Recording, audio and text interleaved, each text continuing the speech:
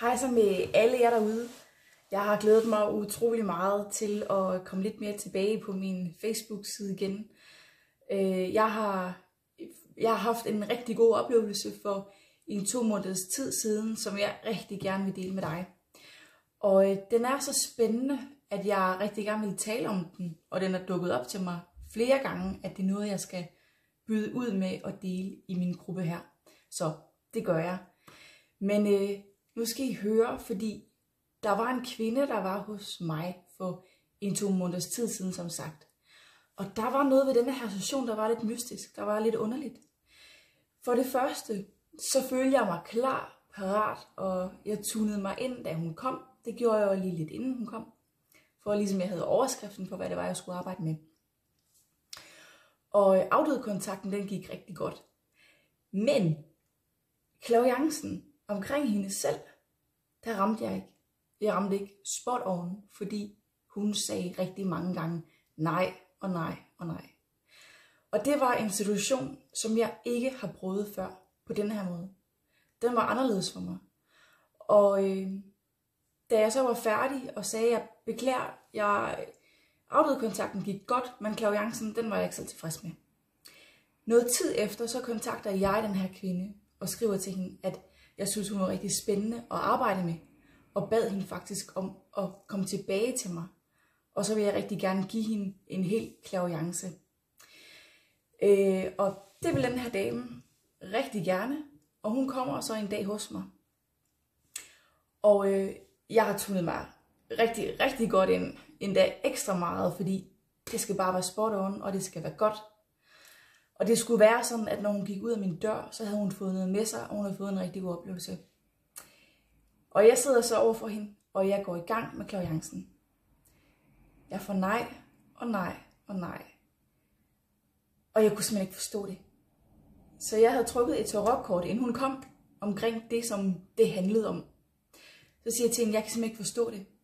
Men nu vil jeg bede dig om at læse det her kort. Og hun læste det, og ganske rigtigt.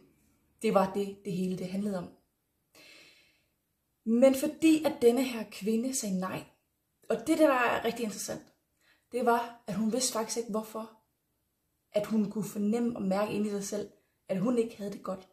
Hun vidste ikke, hvad der fyldte. Hun havde ikke selv ord for, hvad det var, der påvirkede hende. Så ved at jeg får hele tiden fra åndeverdenen vist det her med, at jamen, der er noget udefra, som der påvirker dig, som gør, at du har det sådan der. Og jeg havde endda også skrevet personen ned, det handlede om, men som hun i starten sagde nej til. Men det viser til, at alt det, hun havde sagt nej til, det var korrekt. Det var faktisk spot on. Fordi da jeg så gik en anden vej ind ved at vise det her tarotkort, så åbnede der sig et eller andet op i hende på en eller anden måde, og så blev hun helt vildt åben. Det skal også siges, at denne her skønne kvinde, hun er en, der har en rigtig stærk energi. Og hun er i forvejen ikke en, du bare sådan får lov til at komme ind på og arbejde med. Og hvor er det spændende som clairvoyant. Også det der med, at det er spændende, at hun kommer hos mig. Hun ved faktisk ikke helt, hvad det er, der tynder hende, påvirker hende og trækker hende ned en gang imellem. Men det korte og lange, det er ved denne her rigtig gode, smukke historie, det var, at hun fik en aha-oplevelse. Selvfølgelig. Alt det, hun havde sagt nej til, det var det, der blev perspekteret over til det, der fyldte, som vi kom ind omkring. Og så gav det hende hele meningen. Så nogle gange, når man kommer til clairvoyance, så er det helt okay, at man faktisk ikke helt ved, hvorfor man kommer der. Nogle gange så får man nogle gode ting ind, man kan bruge, der kan skubbe en videre på vejen i livet. Hvor man står et ståsted, der er lidt tungt, eller der blokerer lidt.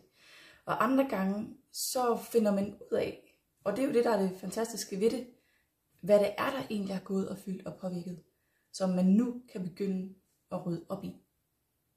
Så selvom jeg fik nejer, så blev åndeverdenen ved med at vise mig, jamen, det er det, og det er udefra, og det er den her maskuline person, og altså, så det hele, det gav mening og var spot on, og hun gik ud af min dør med en rigtig god og fantastisk oplevelse.